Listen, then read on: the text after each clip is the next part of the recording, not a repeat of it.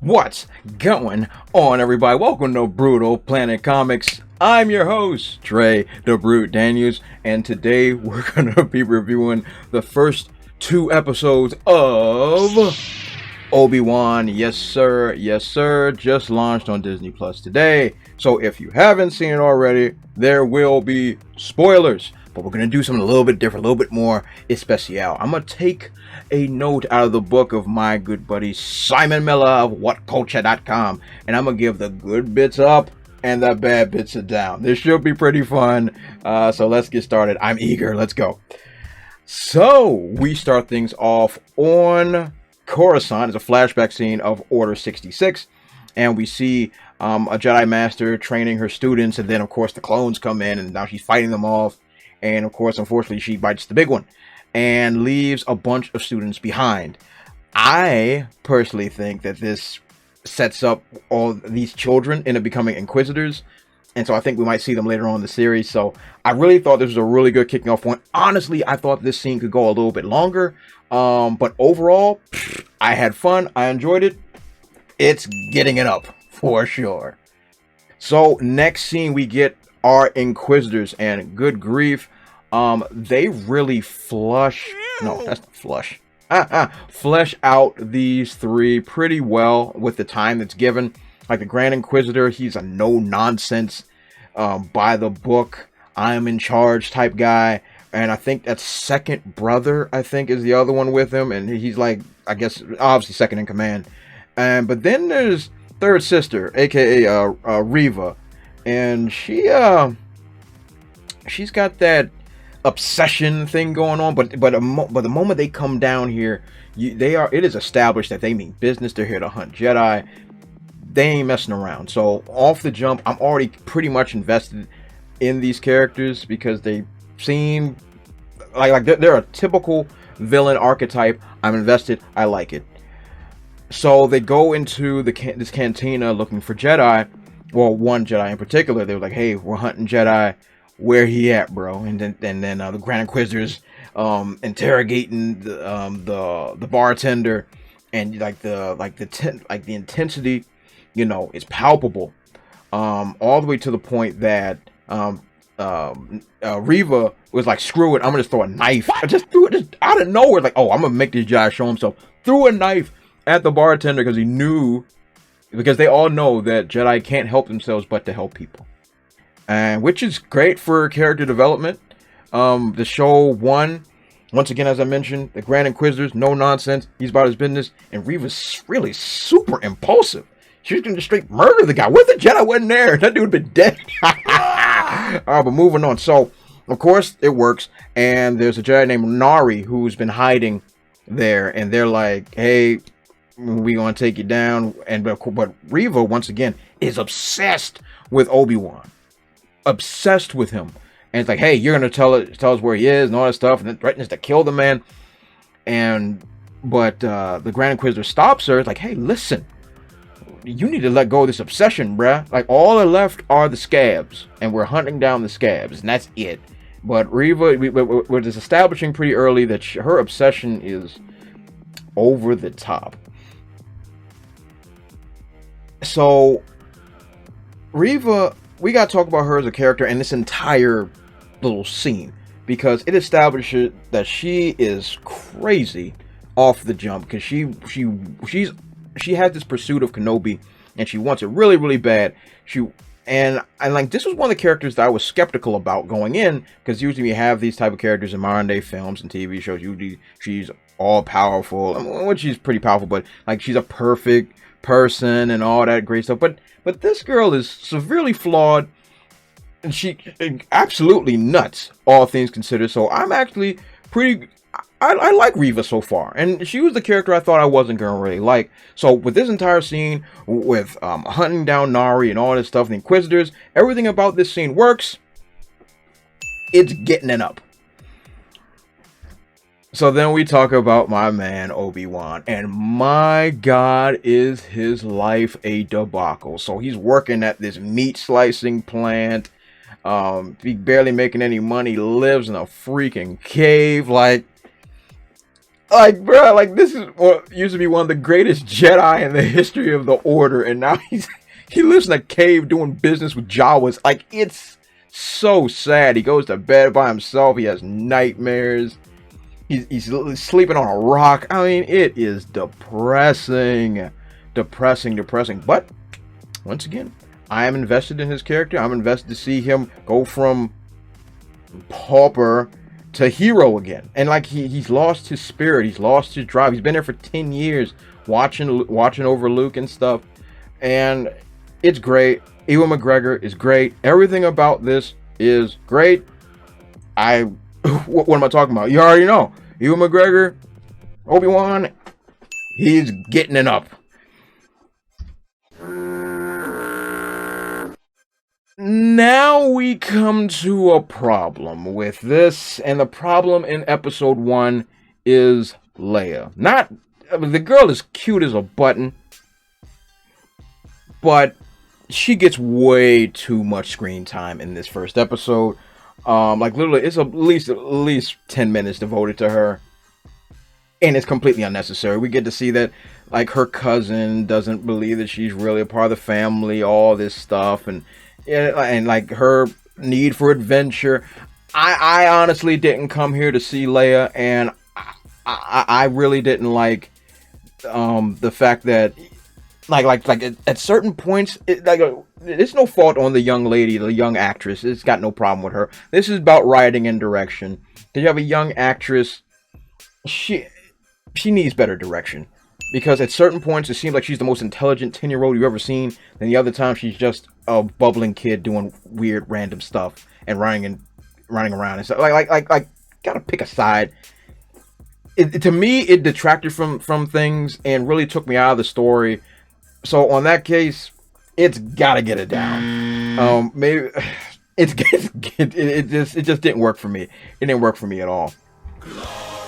Uncle Owen is the man. Period. And for no debate. Uncle Owen may be my favorite character in episode 1. There's so many layers to him right now, because it's like, hey, I understand what you're trying to do, but like when he's talking to Obi-Wan, like, hey, I know you're watching over Luke and all that stuff, but man, bruh, we don't need your help, because the last person you helped was my brother, and he's dead. You know, as far as he's concerned. And this, and there's a layer to this that I really, really like, because it tells me that Obi-Wan never revealed to Owen that Anakin had turned to the dark side and started murdering children, because I'm pretty sure his attitude would definitely have changed. So he's keeping the legend, Obi-Wan that is, keeping the legend of Anakin intact from his family. So I think that's cool, and Uncle Owen is just that, he's that guy. He's like, look, I just want to protect my son, because that's what Luke is. Luke is his son. And Uncle Owen is great. Especially in this scene, my goodness. Now, granted, we know that Uncle Owen's going to survive, because he's in A New Hope, so we know he's going to live. But this scene was really intense. So Riva goes back into the town and is like, hey, give me information on any Jedi you have, because at this point she hasn't caught Nari yet, and he's in the wilderness or whatever. So some lady talks out of turn, gets her hand sliced clean off. And I'm like, good lord, he's taking no prisoners. And she runs up on Owen. Now, let me tell you how gangster Uncle Owen is. Now, Riva is obviously force sensitive, so she can actually like read minds and whatever the case may be, whatever. But she can sense that he knew something, but could not pull it out of him. That man Owen is a gangster, okay? He is the man. And she threatens to kill him and his family if nobody reveals anything. And I mean, luckily second brother interferes, like listen, Riva, girl, you tripping. You need to calm yourself down. And she ain't hearing none of it. I mean, like, this took nerves of steel. So everything with Uncle Owen, you already know, it's getting it up. Now let's talk about the Organa family. This is why I said, I know I talked about Leia a little bit, blah, blah, blah. But yo, the dynamic between Leia and her father and her mother, I really liked it. To see how her mother wants to be the proper lady and everything, but Bail is like, hey, I understand where you're coming from. I understand this need, but there's time and place for everything. And he truly loves his daughter. And I love their dynamic. It's really cute and stuff. So that was really cool. So, you know, as them as a whole, as their dynamic, I know I gave Leia down, but I'm going to give their family dynamic a big ol' up. Glorious. This was my joke. My man Flea from the Red Hot Chili Peppers ends up being the kidnapper. I mean, you know, Leia has to be kidnapped. Ends up being the kidnapper of Leia. It's great. I love the fact he's in this movie. Actually, personally, it's one of my favorite bases of all time. Everything about Flea is great. Up. It's plain and simple. So obviously she's been kidnapped. So Bail is like, yo, Obi-Wan, my mans, you gotta help me. You gotta save my daughter. You gotta help me do something. But Obi-Wan is so broken and so, come on, he's lost everything. But he turns it down. And to me, that was sensible. That's sensible for a man that's lost everything and doesn't think he's qualified to do anything anymore. That makes sense to me. That makes sense for somebody to be so wounded and broken. But let me tell you how gangster Bail is. Bail Organa rolls up to the cave. Rolls up to the cave and is like, my dude, I know that you down, but I need you. I need you to save my daughter. You know how important she is? You have to save her. And so Obi-Wan finally goes and digs his lightsaber back up from under the ground, as he told Nari to do beforehand. Unfortunately, Nari is dead, strung up somewhere. He be alright though. But to see that he's gonna go to the Call of Adventure because he knows that this is the right thing to do, and he starts on his trek to go find Leia. And that's pretty much how episode 1 ends. I really liked episode 1. Minus some problems with, you know, Leia and things like that. I think it was a really good setup, really good build up. I really enjoyed the first episode. Tell me guys what you guys think. I'm gonna give the first episode a big ol' up. So of course we have ourselves a double header. So let's just jump right into episode 2. So we are on this planet called Daiyu. I believe that I'm pronouncing it right. Daiyu. And this is where Leia has been taken. Now, this is a slum world. Nothing but gangsters and killers and hustlers and all that other stuff. And I forgot to mention before, the world building is really cool. I really enjoyed how this world is built up. I really like it. I really like the world building here. It feels grungy. It feels dirty. And all the characters, like the aliens and stuff, they feel unique. I really enjoyed it. So, overall, for atmosphere, it's gonna go ahead and get a big old up. And this scene really hurt my feelings. It really did. So we have a clone trooper who's a homeless veteran, which of course, you know, rings true to a lot of struggling veterans in, you know, the States or probably around the world, and things that they're going through. And to see how the Empire just abandoned them and just left them out in the street. The man still has his daggone clone armor on, for God's sake. And he's begging for change. And Obi-Wan, of course, throws him a couple coins. And, you know, that was really cool. And I know, like, I'm pretty sure it was a heart-wrenching scene for Obi-Wan as well, because his expression tells it on his face. Because could have been a soldier that he once served with. But, you know, it just shows how rough it is for those clones. Okay. I didn't like Haja. What was the character's Haja? The comedian's Kamal. I don't like his brand of comedy. I don't really like. I don't like it. I don't like it at all. Like he's doing this whole bit about he's pretending to be a Jedi. Now he's doing good things, but of course for a price. Pretending to have, you know, the Force and powers and abilities, and hustling people. But, you know, he is actually getting people to safety. So this scene is important because it sets up for things later on when Obi-Wan's going to make his escape. But overall, I just don't like this character. It's getting it down. It's getting it down. I just didn't really enjoy it very much, even though, you know, it served its purpose, but I didn't really like it. Down. Once again, we're back to the same problem. Obi-Wan saves Leia from Flea. That's great. Flea and his gang. before third sister shows up in there and starts, wreaking havoc. Here we go again with the Leia problem. The Leia problem is she a 10-year-old girl, or is she the greatest sleuth of all time? Because first she's curious, but at the same time she doesn't really have the fear of God, because she's been kidnapped, and she, you know what I mean? Like, you felt like it would be like, oh my God, let me just hang on to you, but she felt like she's an adult. Like she didn't have fear. I'm like, yo, you've been kidnapped by 3 strangers. You should have some trauma or something, but she's poised. But once again, he's a child actor, so I cannot blame the baby. This is direction, this is writing, and then of course she can deduce. I don't know if they're trying to say that she's force sensitive, or they're trying to allude to that. I don't know. It wasn't really clear. Maybe later on it'll be explained, but she causes more problems than she saves. The answer is down. The less Leia, the better. Down. Now we get into this meat and potatoes. So Riva, her obsession, obviously, led to her setting up Obi-Wan to come and get, Leia and everything. And the Grand Inquisitor's like, homegirl, you done stepped out of line. You tripping. I'm relieving you of duty because you don't listen, you don't follow instructions.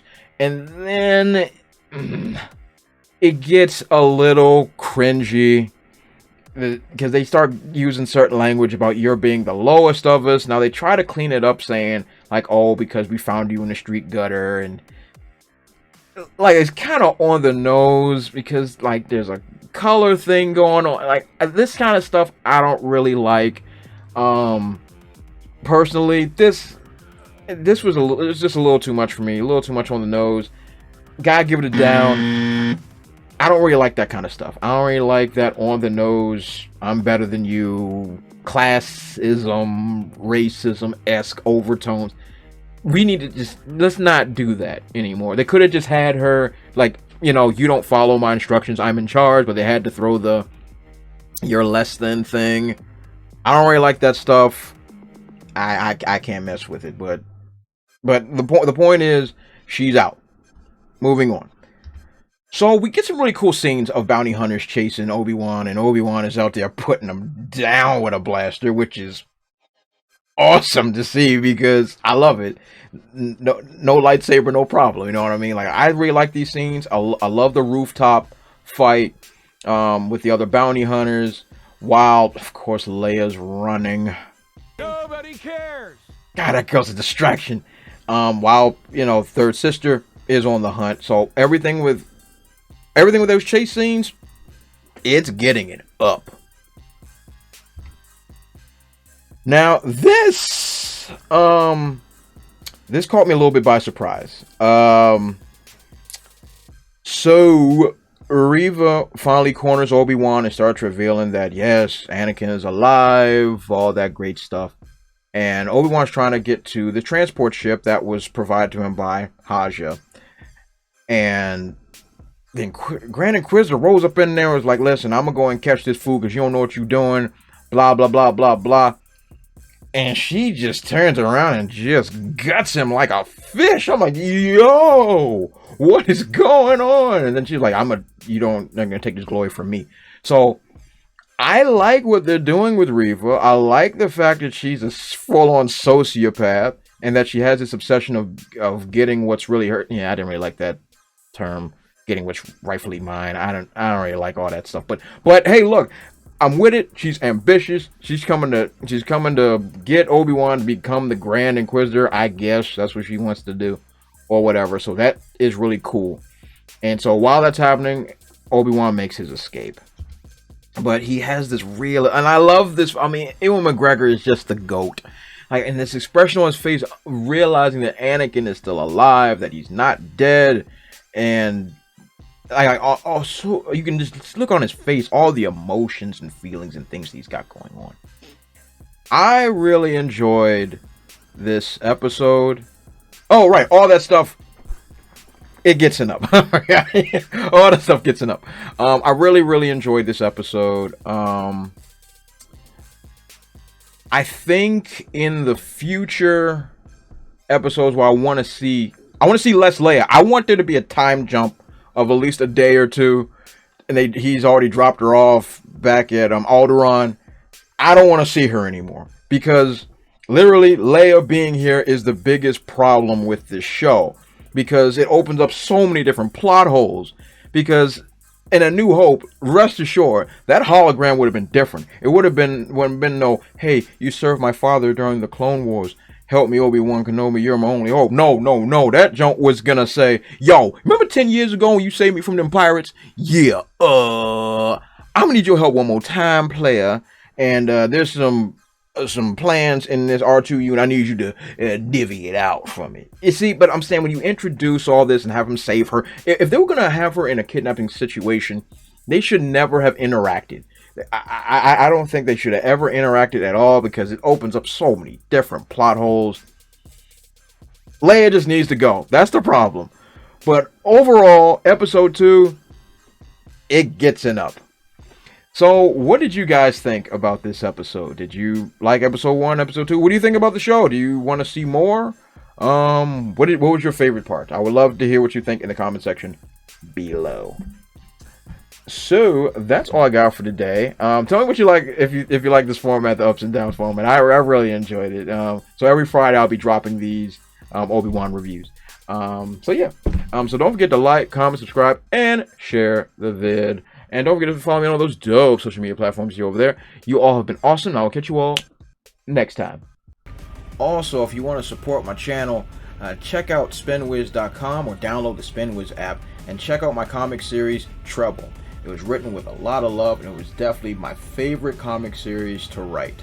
I've also written it in English and in Spanish, so whatever floats your boat, I got it for you. Thanks again, and check it out.